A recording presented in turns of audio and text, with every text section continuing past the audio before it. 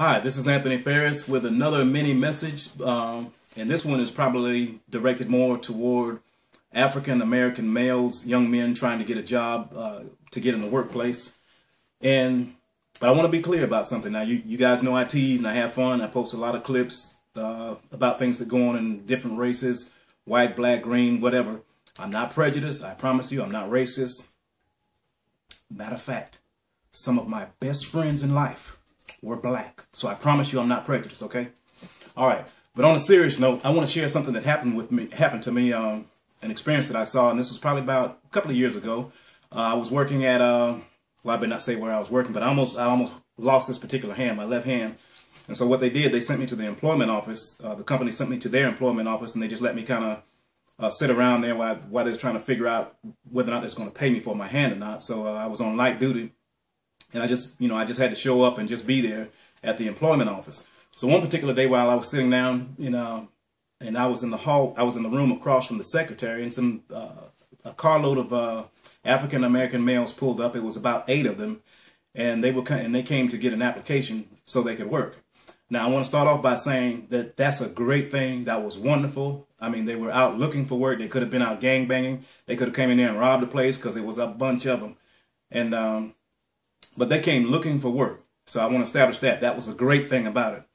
After they filled out the applications, as soon as they walked out the door, the secretary, and she didn't see me looking at her, but she took every last one of the applications and she put it in the paper shredder.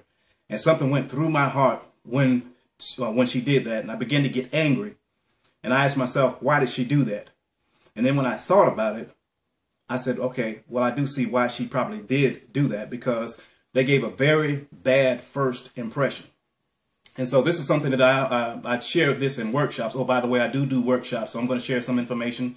And the rest of the information, if you would like to have it for your civic group or just maybe a single person, it doesn't matter. I'm available. Hit me up on my inbox, and I'll be happy to come and do a workshop.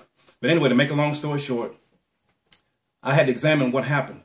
These guys came, they came 8 at a time. I think it's about 8 or 9 of them, and they came together.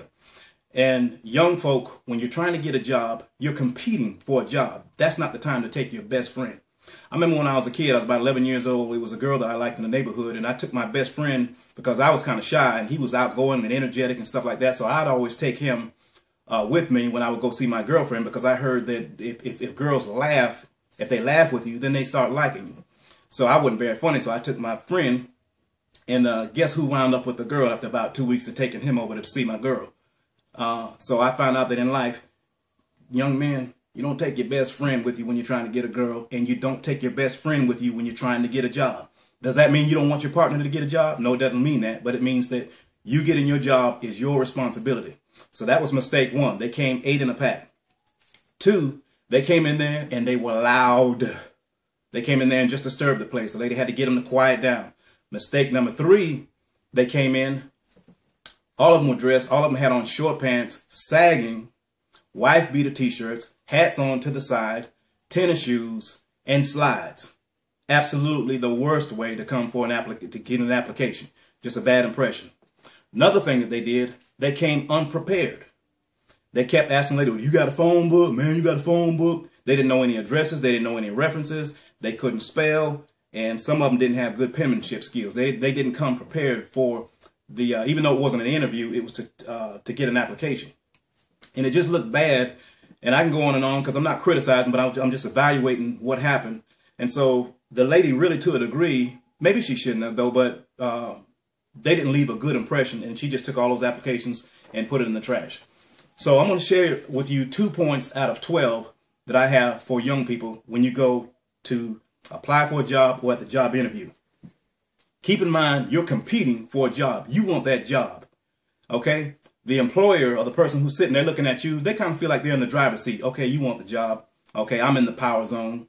But you got to flip the scales, and you got to make them think that it's in your best interest to hire me. I know you got the job, but you want me to work for you. Keep in mind, too, young people, that there are hundreds, maybe even thousands of people applying for the same job. So you got to make yourself stand out in a good way so that they'll remember you.